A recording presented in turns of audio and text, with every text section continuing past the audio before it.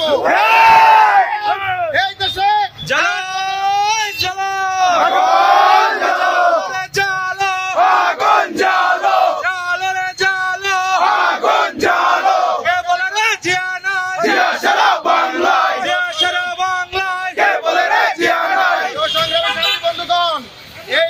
রক্তের বিনিময়ে এসেছে। এই দেশে কোন গণতন্ত্র হত্যাকারীর জায়গা হবে না।